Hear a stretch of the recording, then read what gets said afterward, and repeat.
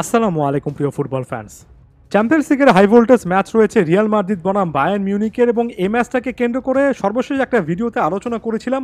মূল বিষয়বস্তু ছিল যে বায়ার্ন মিউনিক আসলে রিয়াল মাদ্রিদকে কিভাবে হারাতে পারে, কারণ এখানে বায়ার্নকে নিয়ে আলোচনা করতে চেয়েছি এটা ধরে নিয়ে যে রিয়াল মাদ্রিদ স্পষ্টত ফেভারিট এবং তাদেরকে হারানোর উপায়টা বের করতে হলে বায়ার্নকে আসলে অনেক কাঠখড় পোড়াতে হবে। তবে সেখানে একেবারে খুবই স্পষ্টভাবে এই জিনিসটা বলেছি, রিয়ালকে হারাতে হলে বেসিক কয়েকটা জিনিস ঠিক রাখতে হবে। যেমন আলাদা করে বলতে গেলে সিম্পলি নিজেদের ডিফেন্সটা ঠিক রাখতে হবে এবং প্রতিপক্ষ ডিফেন্স অর্থাৎ রিয়ালের খুবই অ্যাক্টিভ ডিফেন্সটা ভাঙতে হবে। একই সঙ্গে এই জিনিসটাও কিন্তু বলেছি যে ব্যাপারটা একেবারে বেসিক অর্থাৎ ফান্ডামেন্টাল একটা জিনিস। তবে এই ফান্ডামেন্টাল জিনিসটাই আসলে ঠিক রাখা অর্থাৎ সহজ জিনিস করাটাই রিয়াল মাদ্রিদের বিপক্ষে সবচেয়ে বড় কঠিন। আমি যে কথাটা বলেছি সেখানে আমি আসলে রিয়ালকে গ্লোরিফাই করেছি।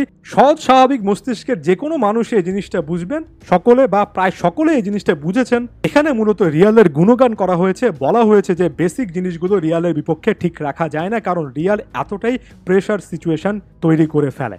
তবে কিছু মহাজ্ঞানী মহাপণ্ডিত আছেন, তারা ব্যাপারটাতেও হয়তোবা টাইটেলটা দেখে কোনো কিছু না বুঝে আগামভাবে নিজেদের গায়ে মেখে ফেলেছেন ব্যাপারটা এবং মনে করেছেন যে সেখানে রিয়াল মাদ্রিদকে ছোট করা হয়েছে বা রিয়ালের বিপক্ষে জয় পাওয়াটা অনেক কঠিন, সেই জিনিসটা বলা হয়েছে। তাদের উদ্দেশ্যে শুধুমাত্র একটা কথাই বলতে চাই, মস্তিষ্কের কারণেই কিন্তু মানুষ পৃথিবীর শ্রেষ্ঠ প্রাণী। সেই মস্তিষ্ক যদি আপনি ইউজ করতে না পারেন তাহলে আসলে আর কি বা বলার থাকে। ওই কমেন্ট করার আগে আশেপাশে মানুষদের অনেকের কমেন্ট দেখে আসুন, সেখানে তারা কতটা ভালোভাবে ব্যাপারটা বুঝেছেন।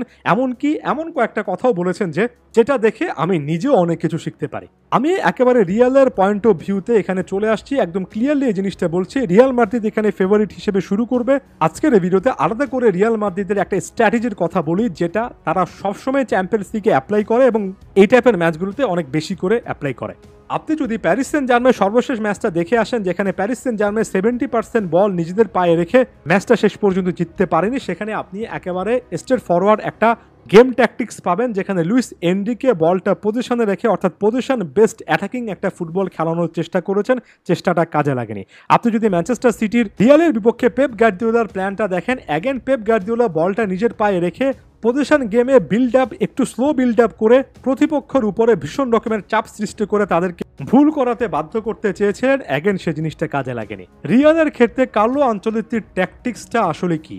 মোটা দাগে অনেকেই বলবেন যে Real Madrid counter attacking football খেলে, তবে কাউন্টার অ্যাটাক ফুটবলের ট্যাকটিক্সের একটা অংশ মাত্র। এটাকে আপনি ডিরেক্ট কোনো একটা ফরমেশন কিংবা বড় রকমের একটা স্ট্র্যাটেজি হিসেবে আলাদা করে কিন্তু অনেক বেশি করে গ্লোরিফাই করতে পারবেন না, কারণ অনেক সময় অনেক দলও কাউন্টার অ্যাটাক করে। কাউন্টার অ্যাটাকিং ফুটবল ম্যাচের বিভিন্ন মোমেন্টে কম বেশি প্রতিটা দলই কিন্তু খেলে। আমার কাছে মনে হয় রিয়াল মাদ্রিদই আসলে চ্যাম্পিয়ন্স লিগে একমাত্র ক্লাব যারা শুধুমাত্র কোনো একটা ফুটবল দর্শন, কোনো একটা স্টাইলের উপর নির্ভর করে না। তারা আগে গেমটা অ্যাসেস করে, দেখে যে প্রতিপক্ষ আসলে কি চাচ্ছে, সেটা অনুযায়ী ইমপ্রম্পটু অর্থাৎ তৎক্ষণাৎ তারা একটা সিদ্ধান্ত নেয় এবং সেটার প্রেক্ষিতে তারা তাদের ম্যাচটা সেভাবে পরিচালনা করে। তাই রিয়াল মাদ্রিদকে আপনি মাঝে মধ্যে ফিয়ার্স কাউন্টার অ্যাটাকের একটা দল হিসেবে দেখবেন। কখনো কখনো আপনারা রিয়াল মাদ্রিদকে ম্যান সিটির মতো বলটা নিজের পায়ে রেখে অনেক বেশি ডমিনেট করতে দেখবেন অল্প কয়েকটা ম্যাচে। কখনো কখনো আপনি আসলে দেখবেন যে কার্লো আনচেলত্তি যেন হোসে মরিনো হয়ে গিয়েছেন, অর্থাৎ মরিনোর মতো একেবারে বাস পার্কিং ডিফেন্স একটা বজায় রেখেছেন, দাঁতে দাঁত চেপে ডিফেন্ড করছেন। কখনো আপনি রিয়াল মাদ্রিদকে দেখবেন ডন কার্লো দলটাকে অনেকটা লিভারপুলের গেগেন প্রেসিং এর মতো খেলাচ্ছেন, অর্থাৎ তারা হাই প্রেস করছেন। ম্যাচের 10 থেকে 15 মিনিট তারা প্রতিপক্ষকে এতটাই প্রেস করছে যে প্রতিপক্ষ এতটা দিশেহারা হয়ে যাচ্ছে। এমন ভার্সেটাইল ফুটবল, এত স্টাইলের ফুটবল শুধুমাত্র রিয়াল মাদ্রিদই খেলতে পারে। যদি বায়ার্নের বিপক্ষে এই ম্যাচে তারা শেষ পর্যন্ত তাদের প্ল্যানটা এক্সিকিউট করতে নাও পারে, তারপর আমি বলবো যে চ্যাম্পিয়ন্স লিগের সবচেয়ে ভার্সেটাইল দল, নিত্য নতুন অনেক কিছু ট্রাই করা, গেম বাই গেম সেটাকে জাজ করা একমাত্র দল কিন্তু রিয়াল মাদ্রিদই।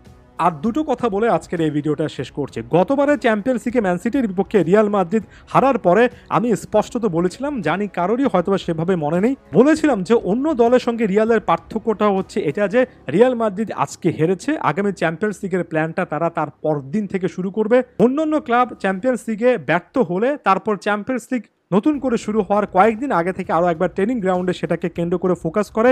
রিয়াল মাদ্রিদ যখন ব্যর্থ হয় তার ঠিক পরের দিন থেকে, পরের সপ্তাহ থেকে তারা চ্যাম্পিয়ন্স লিগকে কেন্দ্র করে নতুন একটা কিছু করে। রিয়ালকে আমি সত্যি অর্থে ক্লাব হিসেবে এই জায়গাতেই দেখি।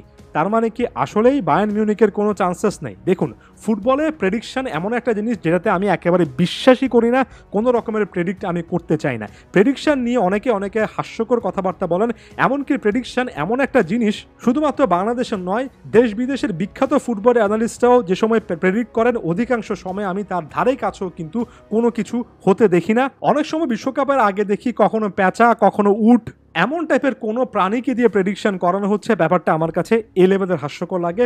দিন শেষে ওই একটা গিভেন ডেতে মাঠের মধ্যে কি হবে সেটা শুধুমাত্র সৃষ্টিকর্তাই জানেন। আপনি শুধুমাত্র সেখান থেকে একটা আন্দাজ করতে পারি, যেমন এখানে আন্দাজ করছে রিয়াল মাদ্রিদের ফেভারিট। তবে তার মানে কখনো স্কোর লাইনটা বলে ফেলতে পারবো এটা নয়। 10 বারের মধ্যে একবার মিলে গেলে সেটাকে নিয়ে চিল্লাফাল্লা করে বাকি 9 বারের ব্যর্থতা হাইড করার মতো মানসিকতা আমার নেই। তাই রিয়ালকে ওভার গ্লোরিফাই করছি, বায়ার্ন মিউনিখকে কোনো দলই মনে করছি না। ব্যাপারটা এমন না, আগের ভিডিওতেও ব্যাপারটা কখনোই এমন ছিল না যে রিয়াল মাদ্রিদের আসলে অর্জন কি সেই জিনিসটা বুঝতে পারছি না। ধন্যবাদ সবাইকে।